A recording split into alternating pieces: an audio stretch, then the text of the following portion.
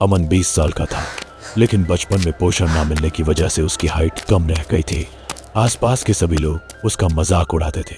पढ़ाई छूटे हुए 4 साल हो चुके थे। घर की हालत के आगे कुछ नहीं चल सका था। वो शादी और जन्मदिन में जोकर बन के लोगों को हंसाया करता था, लेकिन पिछले 1 हफ्ते से उसे कोई काम नहीं मिला, क्योंकि अमन को 3 दिन से तेज बुखार था। सिर में दर्द, बदन टूट रहा था। घर में पैसे नहीं थे, पर हालत देखकर माँ ने कहा, चल हॉस्पिटल चलते हैं। अस्पताल पहुंचे तो रिसेप्शन पर एक आदमी बैठा था, मोबाइल में घुसा हुआ। अमन की माँ ने कहा, इसे बुखार है, डॉक्टर को दिखाना है। उसने ऊपर तक नहीं देखा। ओपीडी का टाइम खत्म हो गया, कल आना। पर 3 दिन से उसका बुखार कम नहीं हुआ। तो इमरजेंसी में जाओ ना, पर वहां पहले 5,000 जमा करने पड़ेंगे। कहां से लाएगी इतना पैसा? ये सुनते ही माँ के चेहरे का रंग उड़ गया। 5,000 कहां से लाएंगे? वो चुपचाप अमन के साथ वापस आ गई। अमन घर आकर लेट गया, पर बुखार कम नहीं हुआ। अगले दिन फिर गया, इस बार अकेला। जब वो अस्पताल गया तो रिसेप्शन वाले ने पहचान लिया। अरे तू फिर आ गया? भैया अभी भी बुखार है। अरे यार, मुफ्त इलाज थोड़े मिलेगा। या तो पैसे लाओ या क्या? तू काम कर सकता है कैसा काम? यही अस्पताल में सफाई, झाड़ू पोछा, छोटे मोटे काम। दिन में आना, शाम को चला जाना। पगार नहीं मिलेगी, पर खाना मिल जाएगा। और जब तबीयत ठीक हो जाए तब तक यहीं रुक सकता है। अमन के पास कोई ऑप्शन नहीं था। पढ़ाई वैसे भी छूट चुकी थी। घर की हालत की वजह से उसने हाँ कर दी। अगले दिन से अमन अस्पताल में काम करने लगा। सुबह 8 बजे आता, शाम 6 बजे जाता। वार्ड साफ करना, बेड लगाना, कभी कोई सामान उठाकर ले जाना।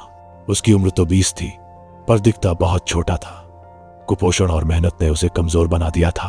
कद छोटा, शरीर दुबला पतला, चेहरे पर दाढ़ी भी ढंग से नहीं आती थी। धीरे धीरे उसे अस्पताल की चीजें समझ आने लगी।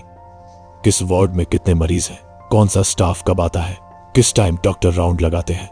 रिसेप्शन के पास एक बड़ी सी दीवार थी, जिस पर 3 सीसीटीवी स्क्रीन लगी थी। पूरे अस्पताल के कोने कोने की तस्वीर उन स्क्रीन पर दिखती थी। अमन रोज उसके सामने से गुजरता, कभी रुककर देखता भी। गेट पर कौन आ जा रहा है, कॉरिडोर में कौन खड़ा है, ऑपरेशन थिएटर के बाहर कौन बैठा है, सब दिखता था। एक दिन शनिवार था। अमन शाम को घर जाने की तैयारी कर रहा था, तभी रिसेप्शन के पास से गुजरा। स्क्रीन पर नजर गई, सभी स्क्रीन बंद थी, काली, एकदम काली। उसे थोड़ा अजीब लगा, पर उसने सोचा शायद बिजली चली गई हो। वो चला गया। अगले शनिवार फिर वही हुआ। शाम 6:30 बजे तक स्क्रीन चल रही थी, रात 10 बजे तक बंद। अमन ने गौर किया, बिजली तो पूरे अस्पताल में थी, लाइट जल रही थी, पंखे चल रहे थे, सिर्फ सीसीटीवी स्क्रीन बंद थी। उसने एक बार चपरासी से पूछा, भैया ये स्क्रीन शनिवार को बंद क्यों रहती है? पता नहीं यार, शायद सिस्टम में कोई प्रॉब्लम होती होगी। अमन ने और नहीं पूछा, पर अगले 3 शनिवार भी वही हुआ। हर शनिवार रात 10 साढ़े 10 के बाद स्क्रीन बंद, और रविवार सुबह फिर चालू। अमन के मन में एक खटक पैदा हो गई, ये बार बार क्यों होता है, सिर्फ शनिवार को ही क्यों? अमन अब चौकन्ना रहने लगा। उसने एक बात और नोटिस की, शनिवार को अस्पताल में मरीज कम आते थे। ज्यादातर लोग रविवार का इंतजार करते थे या फिर हफ्ते के बीच आते थे। शनिवार आधा दिन ही ओपीडी खुलता था। पूरे दिन में मुश्किल से 7-8 लोग आते। एक शनिवार को अमन बाहर गेट के पास खड़ा था।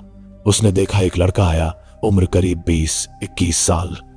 अकेला था, बैग लटकाए, थका थका सा। रिसेप्शन पर गया, कुछ बात की, फिर अंदर चला गया। अमन ने मन में नोट किया, लाल टी शर्ट, काला बैग। शाम को जब अमन जाने लगा तो उसने गेट पर नजर दौड़ाई, वो लड़का नहीं दिखा। उसने सोचा शायद अंदर भर्ती हो गया हो। अगले दिन रविवार को अमन थोड़ा जल्दी आया।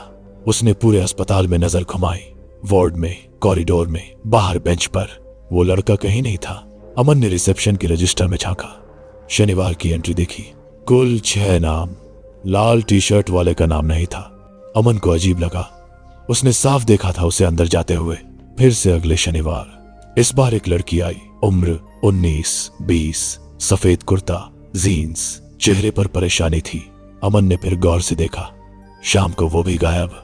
अगले दिन रजिस्टर चेक की, नाम नहीं। अब अमन को पक्का यकीन हो गया, कुछ गड़बड़ है। ये लोग आते कहाँ हैं और जाते कहाँ हैं। उसने एक और चीज नोटिस की। शनिवार रात को अस्पताल में गहरा सन्नाटा रहता था, कोई हलचल नहीं, जबकि बाकी दिन रात को भी एम्बुलेंस आती जाती रहती, नर्स दौड़ती भागती, मरीजों के रिश्तेदार बाहर बैठे रहते। पर शनिवार रात एकदम खामोश। एक बार अमन ने हिम्मत करके ऑपरेशन थिएटर की तरफ का रास्ता देखा। वहां 2 गार्ड खड़े थे, पहले कभी नहीं देखे थे उन्हें। उसने पूछा, भैया आप लोग नए हो क्या? नहीं, शनिवार को ही आते हैं। बोला गया है। क्यों? तुझे क्या? अमन चुप हो गया। तीसरे शनिवार को अमन ने तय किया कि वो रात को भी रुकेगा। उसने एक बहाना बनाया कि उसे पेट में दर्द है, इसलिए वो वार्ड में एक बेड पर लेट गया। रात 10 बजे सीसीटीवी स्क्रीन बंद हो गई। 10:30 बजे कॉरिडोर में कुछ आवाजें आई। अमन ने आंख खोली, पर्दे के पीछे से झांका। 2-3 लोग किसी को स्ट्रेचर पर ले जा रहे थे, चेहरा ढका हुआ था। तेजी से ऑपरेशन थिएटर की तरफ गए। अमन का दिल तेजी से धड़कने लगा। वो समझ नहीं पा रहा था कि क्या हो रहा है, पर उसे पता था ये सब छिपाने के लिए हो रहा है, तभी तो कैमरे बंद किए जाते हैं। अगले हफ्ते अमन अस्पताल के बाहर बैठा चाय पी रहा था, तभी एक आदमी आया, उम्र करीब 30-35 साल, हाथ में एक छोटा बैग। उसने अमन से पूछा, तू यहाँ काम करता है? हाँ 2-3 महीने हो गए। अच्छा, मैं राजेश हूँ, यहाँ के लोकल अखबार में काम करता हूँ। अमन ने कोई जवाब नहीं दिया। राजेश ने सिगरेट सुलगाई, फिर बोला, तू ध्यान से देखता है ना चीजें?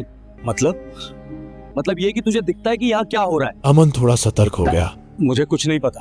अरे डर मत, मैं बस ऐसे ही पूछ रहा हूँ। देख, मुझे इस अस्पताल पे शक है, कुछ लोग गायब हुए हैं यहाँ से। गायब? 2 महीने पहले एक लड़का आया था यहाँ, नाम था अजय। बुखार था, अस्पताल आया, पर घर वापस नहीं पहुंचा।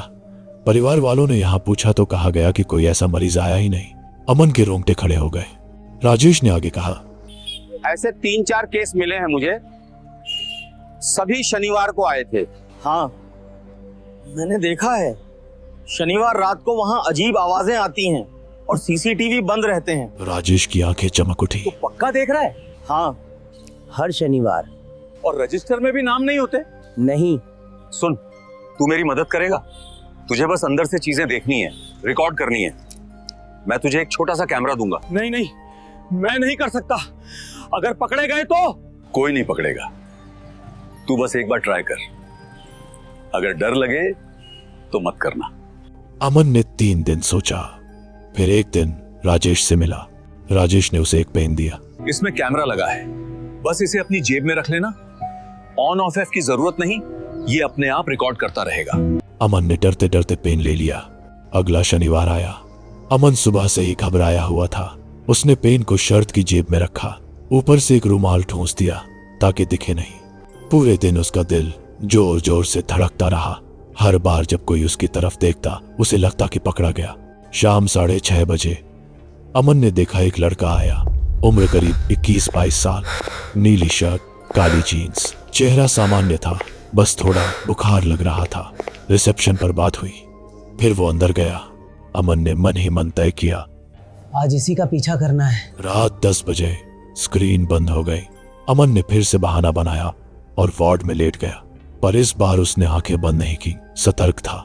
10:30 बजे 2 लोग आए, नीली शर्ट वाले लड़के को पकड़कर ले जा रहे थे। लड़का बेहोश था। अमन धीरे से उठा, दूर से उनका पीछा करने लगा। वो ऑपरेशन थिएटर नंबर 3 की तरफ गए। दरवाजा बंद हो गया। अमन पास के स्टोर रूम में छिप गया। वहां से थिएटर का दरवाजा साफ दिख रहा था। करीब 15 मिनट बाद एक नर्स बाहर आई। उसने दरवाजा खुला छोड़ दिया, शायद कुछ लेने गई थी। अमन ने हिम्मत की, धीरे से उठा और थिएटर के पास पहुंचा। अंदर झांका नहीं, पर आवाजें साफ सुनाई दे रही थी। एक आदमी की आवाज आई, ये कैसा लड़का पकड़ लाए हो यार? दूसरी आवाज, क्यों, क्या हुआ? अरे इसकी तो पहले से ही एक किडनी डैमेज है, रिपोर्ट देख रहा हूं मैं, अगर दूसरी वाली भी निकाल लेंगे तो ये बच नहीं पाएगा। तीसरी आवाज थोड़ी सख्त, तो हमें क्या फर्क पड़ता है? पहली आवाज फिर बोली, अरे डॉक्टर साहब ये रिस्की है, अगर मर गया तो। पहले भी किया है, कोई नहीं पूछता, लेकिन कोई लेकिन वेकिन नहीं। काम करो, पैसे लेने में तो कोई दिक्कत नहीं होती। फिर कुछ देर चुप भी रही। अमन के पूरे शरीर में कंपकंपी दौड़ गई। उसके हाथ पैर ठंडे पड़ गए। वो जान गया था कि ये लोग क्या करने वाले हैं। तभी नर्स की आहट सुनाई दी। अमन तेजी से भागा और स्टोर रूम में छिप गया। उसका दिल इतनी जोर से धड़क रहा था कि उसे लगा कि कोई सुन लेगा, पर कोई नहीं आया। करीब 1 घंटे बाद थिएटर का दरवाजा खुला। 2 लोग उस लड़के को स्ट्रेचर पर ले जा रहे थे। उसके पेट पर पट्टी बंधी थी। अमन ने सब रिकॉर्ड किया, फिर धीरे से वार्ड में वापस आ गया। उसकी आंखों में नींद नहीं आई उस रात। अगले दिन अमन ने राजेश को पेन वापस दिया। राजेश ने फुटेज देखी। सब कुछ साफ था। ऑपरेशन थिएटर, बेहोश मरीज और किडनी निकालने की बातें। राजेश सीधा अस्पताल के मालिक के केबिन में घुस गया। मालिक ने चिल्लाया, तुम्हारी हिम्मत कैसे हुई अंदर आने की? राजेश ने शांति से अपना लैपटॉप टेबल पर रखा और वीडियो प्ले कर दिया। वीडियो में डॉक्टर की आवाज गूंजी, दोनों किडनी निकाल लो, लड़का अकेला है, कोई नहीं पूछेगा। मालिक का चेहरा सफेद पड़ गया। ये क्या चाहिए तुम्हें? पैसा? राजेश ने लैपटॉप बंद किया। मुझे न्यूज चाहिए थी, मिल गई, कल सुबह का अखबार पढ़ लेना। मालिक गिड़गिड़ाने लगा, नहीं ऐसा मत करो, हम बर्बाद हो जाएंगे। राजेश ने एक न सुनी और वहां से निकल गया। अगली सुबह पूरे शहर में तहलका मच गया। अखबार की हेडलाइन थी, हॉस्पिटल में इलाज के नाम पर मौत का व्यापार। खबर छपते ही पुलिस हरकत में आ गई। आधे घंटे के अंदर पुलिस की गाड़ियां सायरन बजाती हुई अस्पताल पहुंची। मीडिया भी साथ थी, लेकिन वहां एक सन्नाटा था। अस्पताल के गेट पर बड़ा सा ताला लटका था। अंदर जाकर देखा तो होश उड़ गए। न स्ट्रेचर, न मशीनें, न बेड। रातों रात पूरा अस्पताल खाली हो चुका था, जैसे वहां कभी कुछ था ही नहीं। जांच शुरू हुई तो एक और भयानक सच सामने आया। यह अस्पताल सिर्फ 5 महीने पहले खुला था और सबसे चौंकाने वाली बात, वहां जो भीड़ दिखती थी वो असली मरीज थे ही नहीं। वो अस्पताल के ही लोग थे जो मरीज बनकर रिसेप्शन पर बैठे रहते थे ताकि बाहर से लगे कि अस्पताल बहुत चल रहा है। असली मरीज तो गिने चुने फंसते थे, जैसे वो लोग जिनका ऑपरेशन हुआ था। पुलिस ने हाईवे और टोल नाकों के सीसीटीवी खंगाले।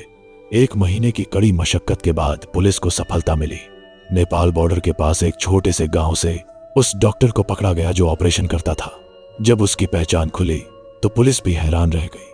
वो कोई डॉक्टर नहीं था, वो 10वीं पास एक पुराना कंपाउंडर था।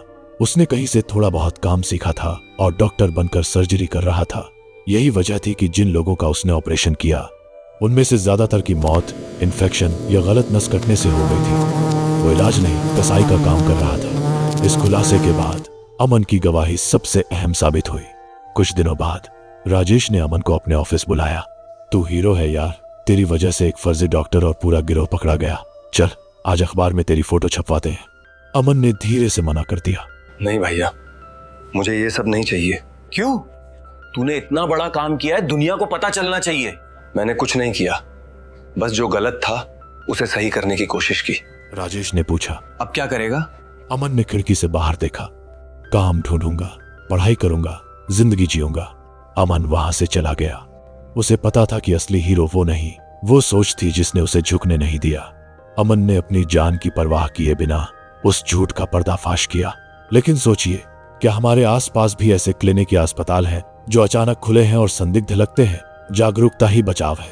अगर आपको कहानी पसंद आई तो यस कमेंट करें और अपने दोस्तों के साथ शेयर करें ताकि कोई और ऐसे जाल में ना फंसे। मिलते हैं अगली कहानी में।